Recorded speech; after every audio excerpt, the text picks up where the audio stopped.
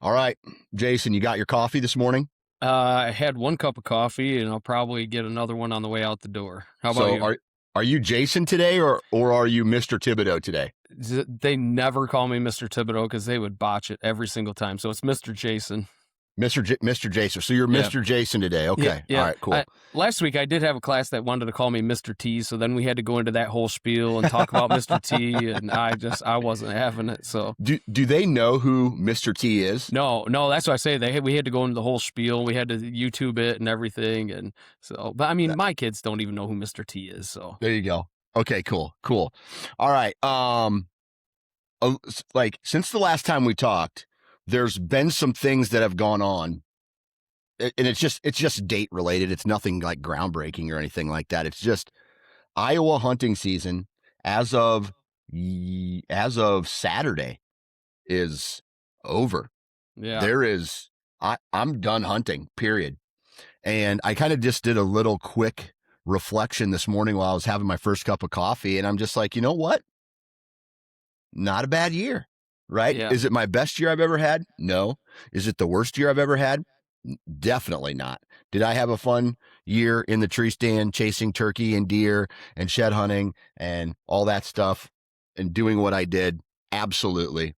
I don't want to say 10 out of 10, but it's definitely like an 8. It's just a great year, dude. Yeah. Yeah. I mean, I can agree. It's like this time of year, it almost, we come out of that new year and you're all gung ho. You have these new hopes and dreams and goals and Yeah. everything.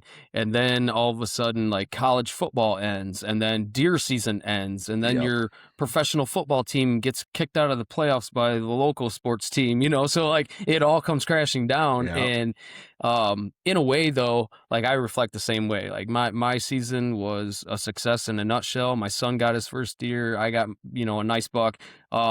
And I got to spend some time with the girls and stuff. Did I check all the boxes? There's always another box that, Yeah. could have been checked.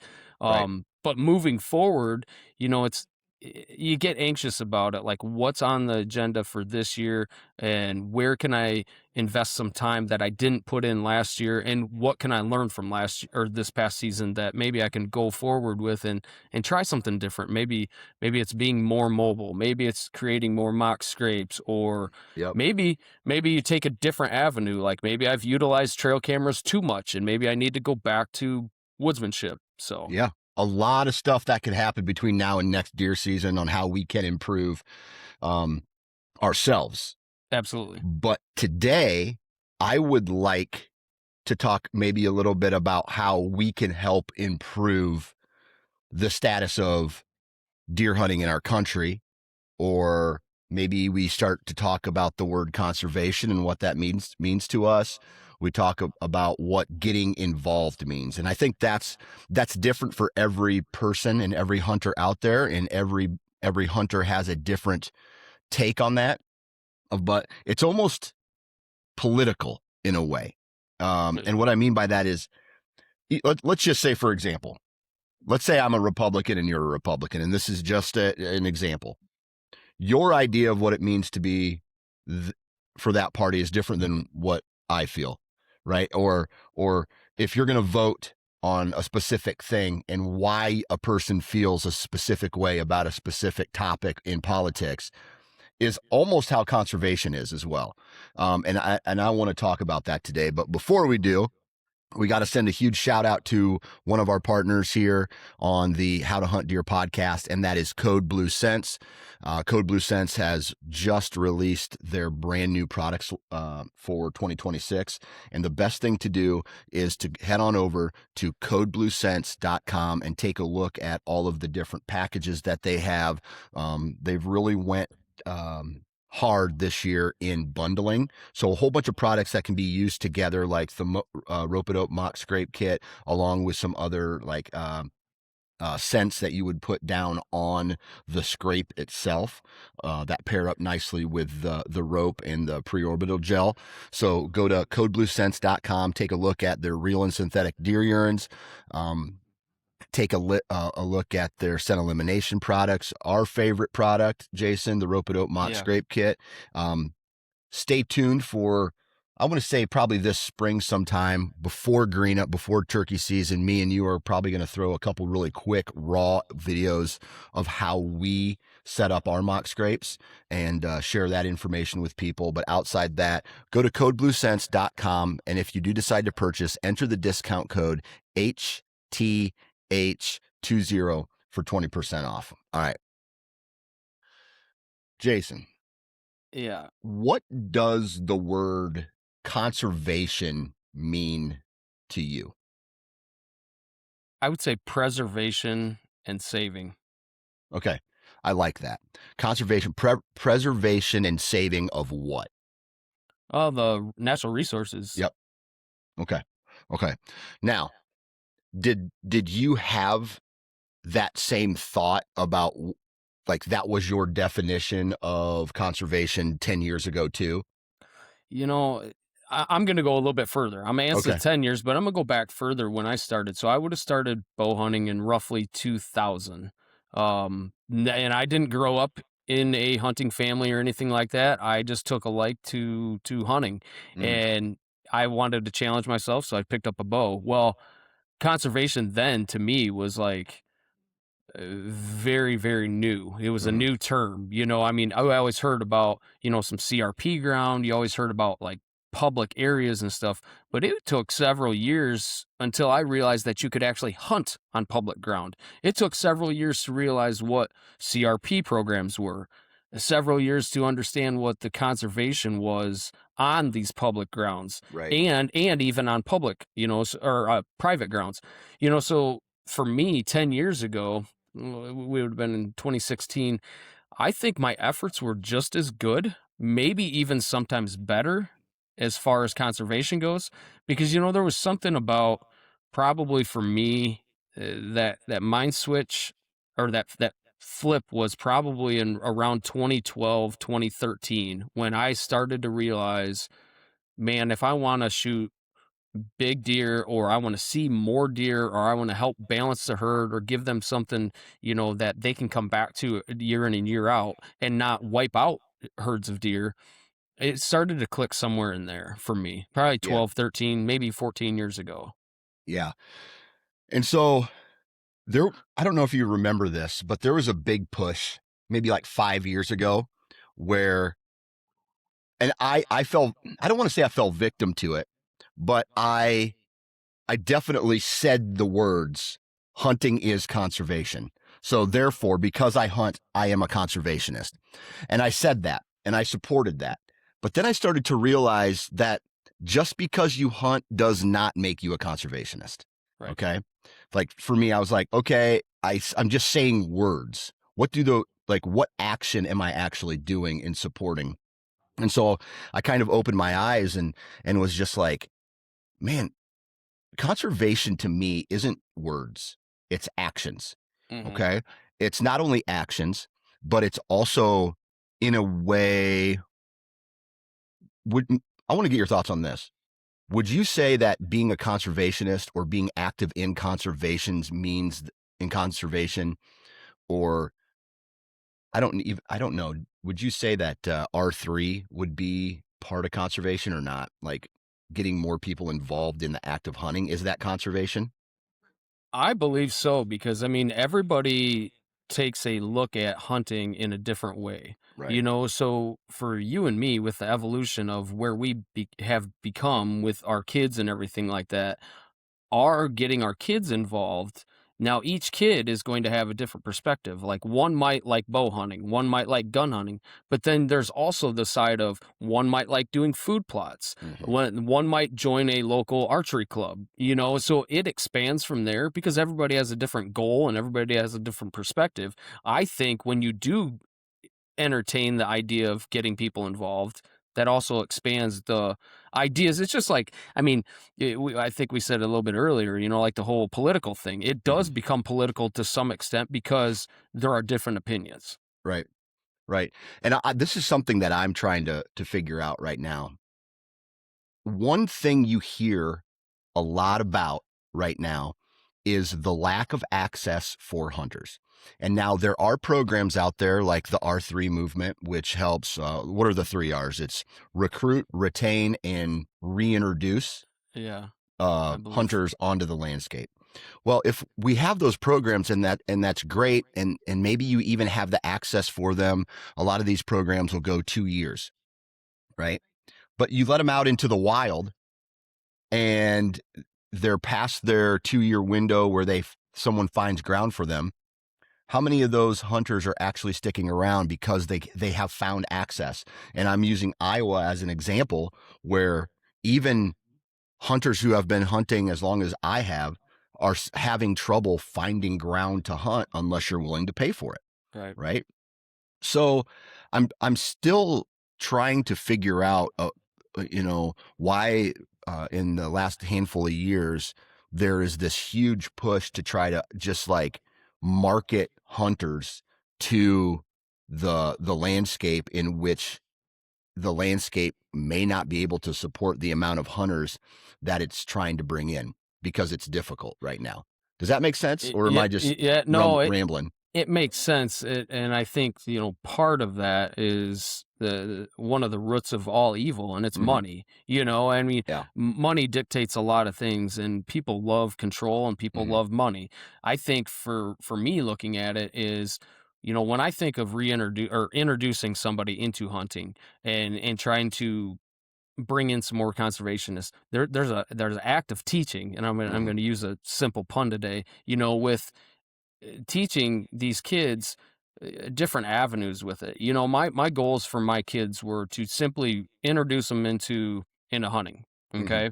And then once we've sat in the blind or tree stand enough, and then they've seen enough deer, now they've had the opportunity, and then they can make the choice from there.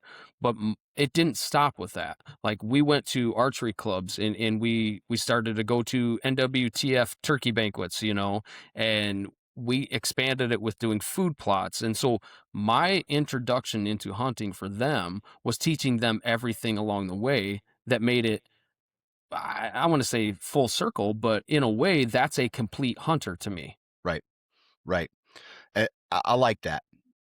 I think for the current hunter, and I'm not talking to the people who are like, oh, dude, I want to find out where I want to go shoot a deer because it's the meat, right? Hmm. Welcome to hunting. I'm all for that, right? Um, I'm all for the guy who wants to get out there and experience hunting. And I want to welcome any hunter that finds this podcast or any, whatever their journey into hunting is. Welcome. I want you here. Um, for me, I think that means something different because I am already a hunter and I have children who are interested, children and friends who are interested in it, or not friends, children and my kids' friends who are interested in it. And so by default, I want to take them.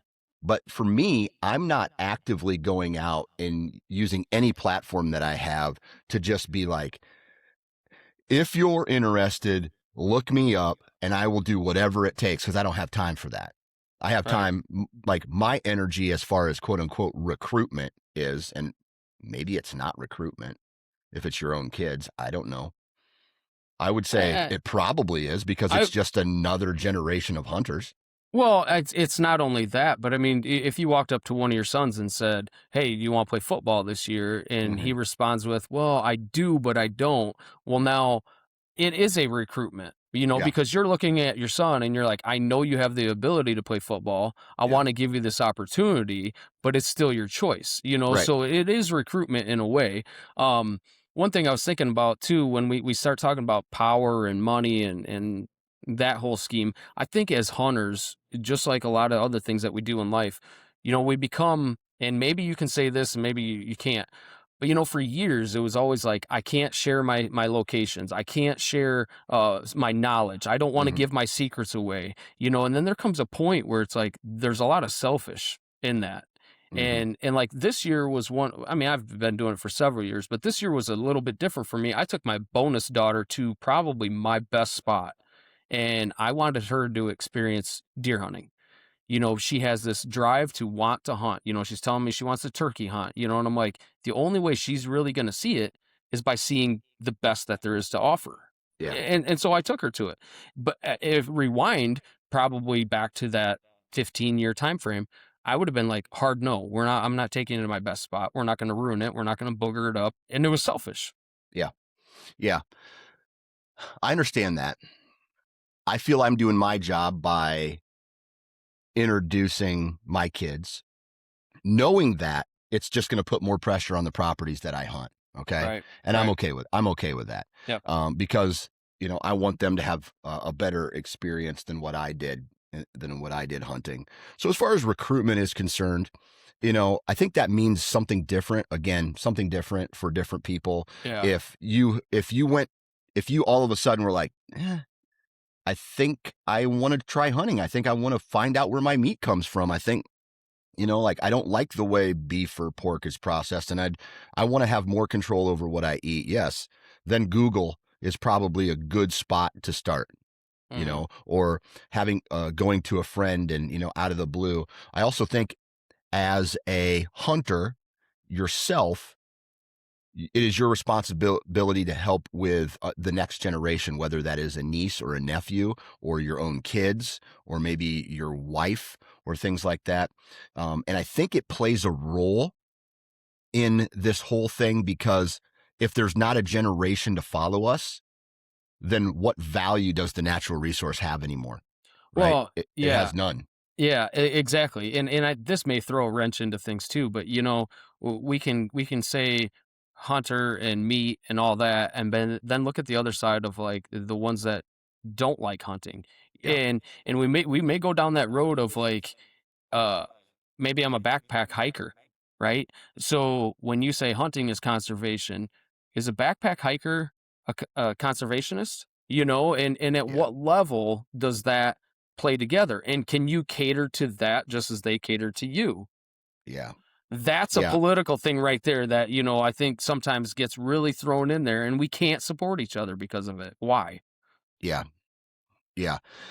It's crazy. Like, and this is where there's a lot of, for those who are new who are listening to this, it's weird because this is one place where hunters fight each other. Right. We have these groups of people who are like, why are we doing R3? Because there's no places to send them. And then you have another group of people who are usually involved with the conservation efforts and the organizations who are saying, hey, we want more hunters. Well, it's easy for them to say that because they're an organization that relies on members and money and things like that, which is kind of this transition for me. And this is where my personal thoughts have changed over the years. And I want to get your take on this too. And that is, I used to be like, I feel we should support these giant organizations. I think and giant is relative, right? So like I would love for like the National Deer Alliance, or National Deer Association, Rocky Mountain Elk Foundation, the Wild Turkey Federation, the Mule Deer Foundation. Like, the list goes on and on about Pheasants Forever, Whitetails Unlimited. That's an asterisk for me because I think Whitetails Unlimited is extremely local Mhm. and plays a good, like, I like what they're doing. But I went through a period of time where I was supporting these companies or these organizations, and I was like, and I still think what they're doing is a greater good or a greater net good Yeah. than that. And so what I mean by that is I feel like what they're doing is they're doing more good than anything bad, right? So that's still good. They're growing attention and things like that. But one thing I have felt over the years is that as you get involved in a conservation organization on a national level, and you send your money or your membership or things like that to the away, the further away that you are sending your money, the further, like the least likely that money is coming back to you and your environment and where you hunt and locally like that. Right. So one thing that I have has always felt and this is one thing that I would love to talk to the to um, everybody who's listening. I feel like if you want to quote unquote get involved with something as local as humanly possible that helps support the public lands that you hunt or the waters that you fish or the county, even the county that you live in. And I'll speak on Iowa really specific here a second. Majority of the counties, some of them might be merged together, but majority of the counties that are here in Iowa have a conservation board, Mhm. and they do stuff quite frequently throughout the year, whether that is on the landscape or have conservation banquets or things like that. To so, for example, a long time ago, I helped build wood duck houses. Okay, this was a long time ago. Mhm. So I helped build a couple wood duck houses, and then we went into the marsh and we put them up. I drove by those wood duck houses and got to see generations of wood ducks and baby wood ducks come out of those boxes every year. So, Yeah. with my own energy and my own time, I put into that environment and I got to witness my conservation effort every time I drove by that. Right. Okay. That, I think that gets more people excited about conservation than sending a check to somebody and saying, okay, well, now I have contributed because now I'm a member, right? Right. I think those two things are not the same. I 100% agree. The one thing I was just thinking about, and I don't want to use any names, so I'm not going to. Mhm. But you Yep. constantly every year get the flyers in the mail or the mailers, and you got the you get the stickers for the self-addressed address labels and everything for these Yep. companies, and you haven't even spent a dollar, right? Hmm. They're just trying to coax you into sending your money. Yep. Well, to me, that kind of tells me that they're wasting a lot of money by trying to buy you Hmm. into there. So Yep. what value is your dollar when it's being sent to places like that? Now, I have seen where these big corporations or big organizations, if you will, have done benefits to places like in Nebraska. I've seen Hmm. it multiple spots, and it says, paid for by so and so, Hmm. right? That's great, but the local level, if it's for you in your state, we've been to like the NWTF banquets. I'm gonna use that for example. It's kind of like the Whitetails Unlimited. Each of those has like a chapter, and in that within that chapter is like Pheasants Forever. There's a chapter that they do something within your region. For Yeah. each year, there's a project, and I know like the NWTF in our area that I was supporting a lot is they would take disabled kids and they Yeah. would have them on a spring turkey hunt, which to me, maybe it's not conservation, but it's also it's kind of like introducing a different level, and just the joy of that in Yeah. itself is something else. So Yeah. I will also add, and this completely could be wrong for some people the way they look at it. We always talk about the conservation and preservation of public lands. Hmm. There's a lot to be said with private lands as well. And 100%. one of the biggest things with the conservation of private lands that's hard is big farmers gather up as much as they can. And their end goal is obviously to make money. So the more clear ground that they have, the easier it is to farm and more money they make, but that doesn't always help the hunter, and that doesn't always help conservation.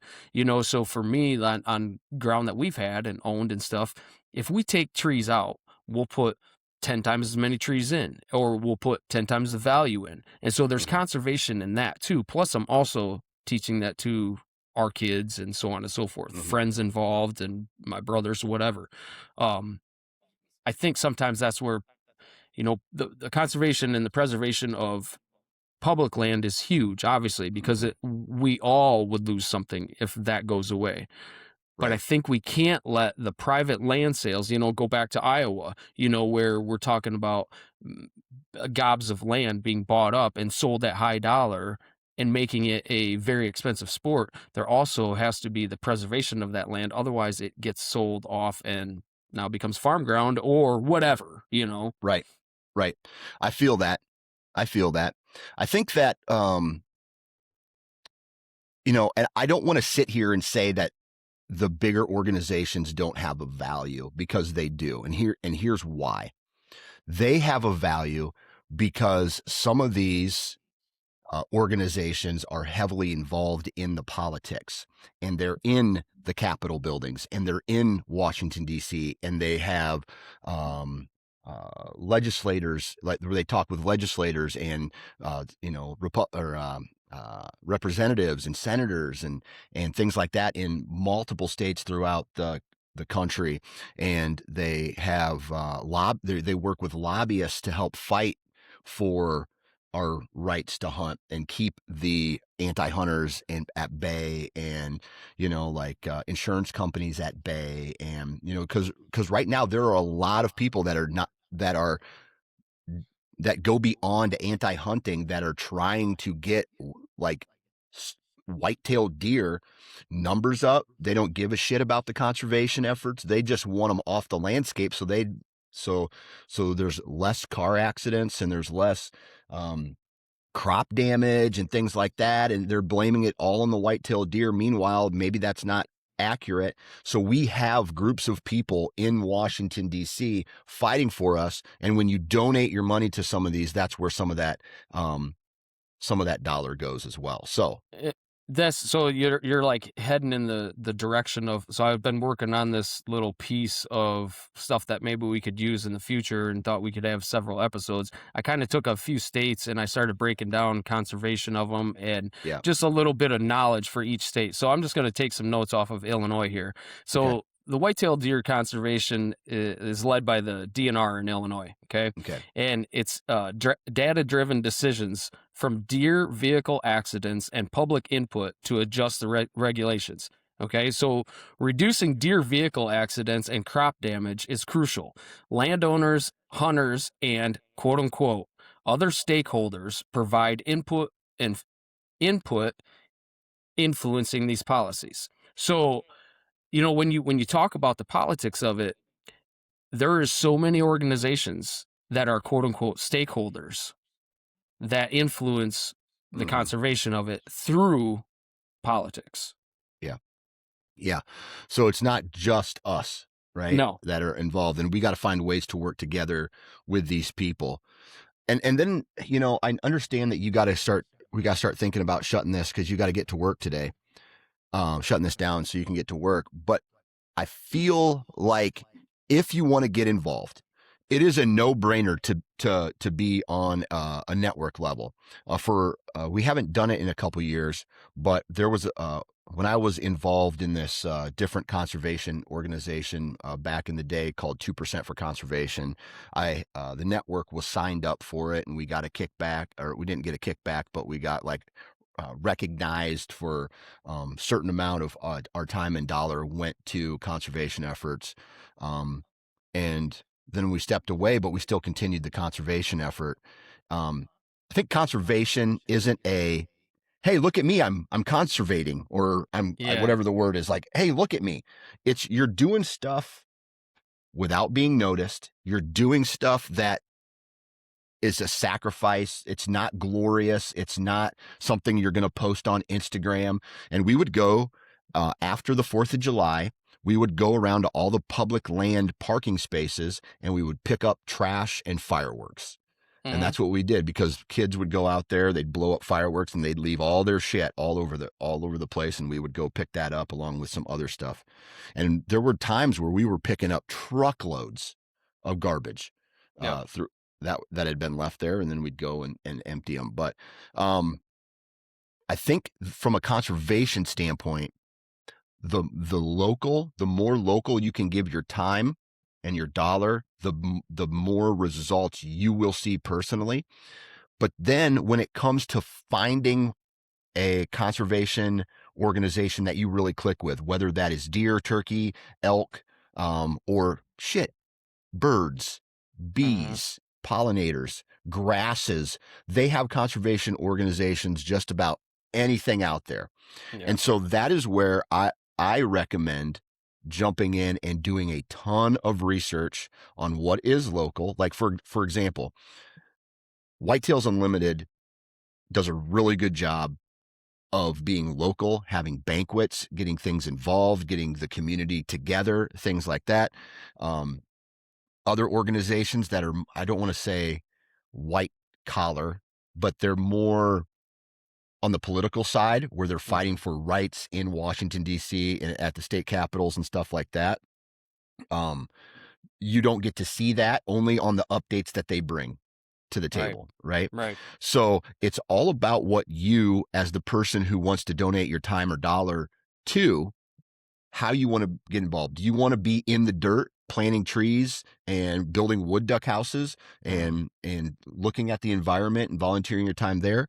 Or do you want to be more into, hey, I feel good about this, I donated, I'm a member of this, and my $35 a year goes to whatever it goes to, right? Yeah. Um, I think that you got to think about that a little bit. Yeah. Well, I mean, it's a good point because I Yeah. mean, I guess we could go with what is technically, back to your original question, conservationist. Mm-hmm. Mm-hmm. Conservation. What's it mean to you? Yeah. So are you a conservationist because you hunt? Are you a conservationist because you got your kids involved? Are you a Yeah. conservationist because you're a member at your local archery club, or Yeah. you're a Pheasants Forever member? What is the definition of conservationist? And I simply look at it as long as you're doing something for the better of preservation of the land, Yep. preservation of the ability to have these outdoor sports.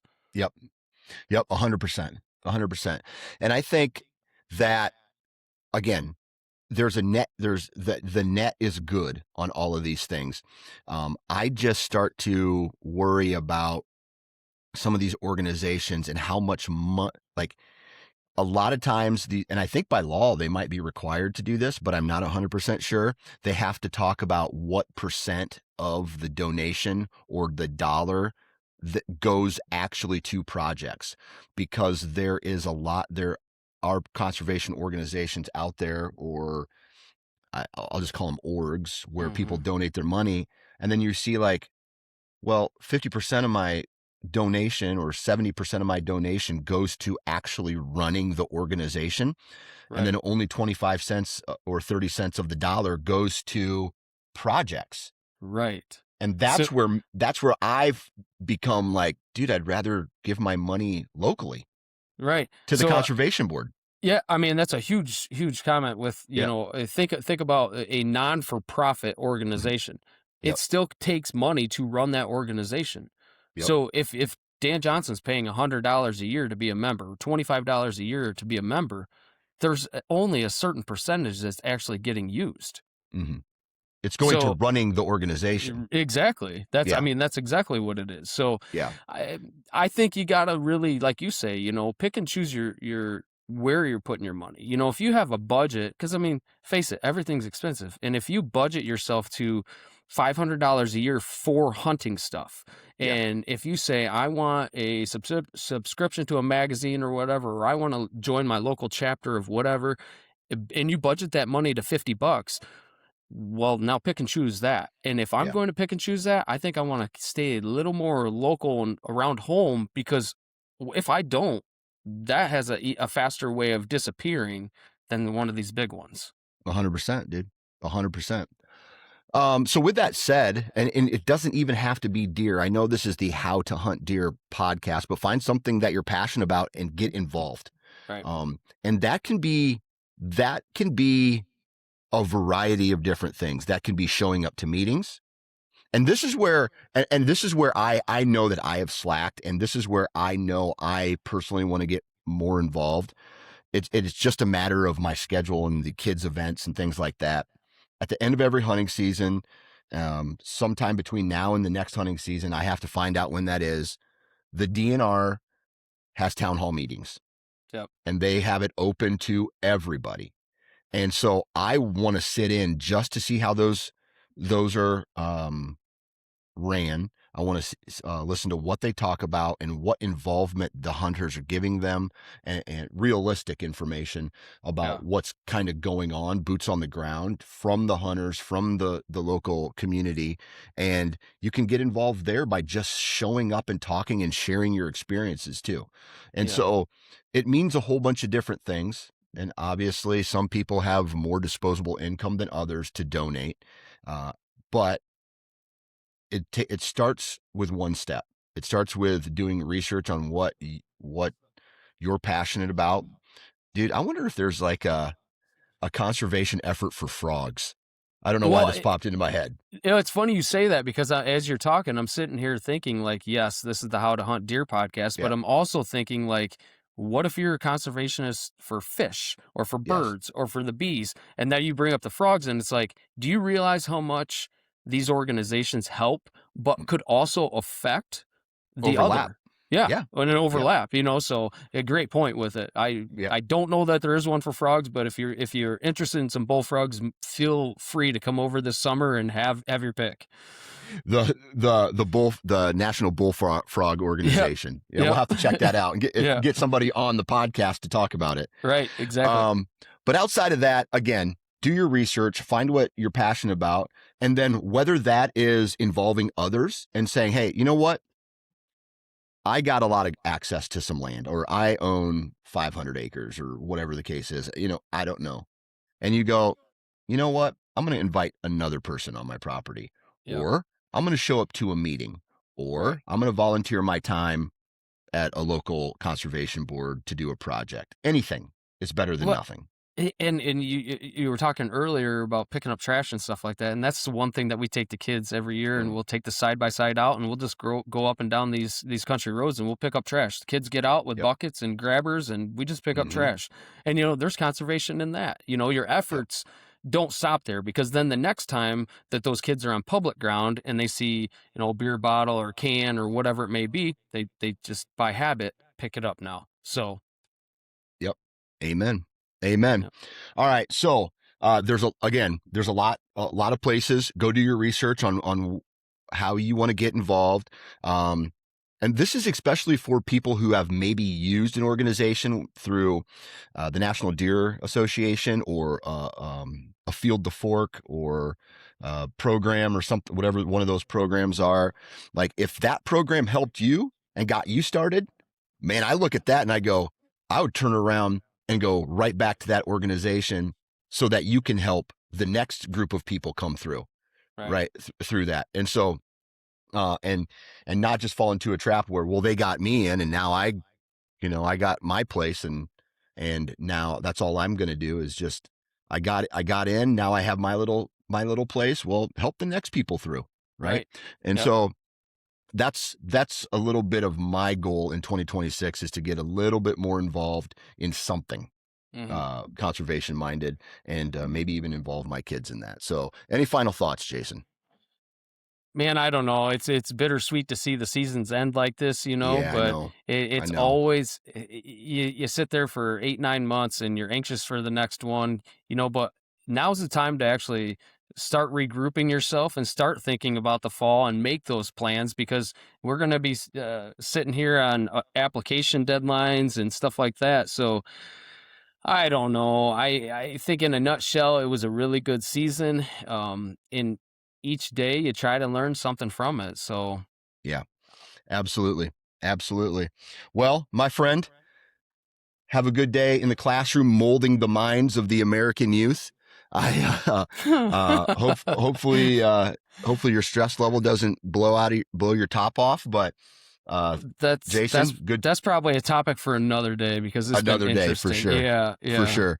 All So right, ladies and gentlemen, hopefully this conversation today that we had, it wasn't too detailed, but no, hopefully it sparked something that you started to think about on in ways that you can give back. Are you a conservationist? Are you not? What your actions uh, towards conservation, thoughts and actions are within a given year, and really take a look at how you can support in your own way.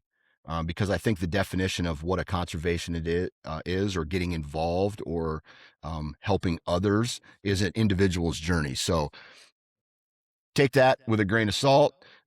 Please do us a huge favor. Go to the How to Hunt Deer YouTube channel. It has recently been started. We need as many subscribers as possible to unlock. There's like certain steps that allow me to do some pretty cool creative things once we get past a certain point.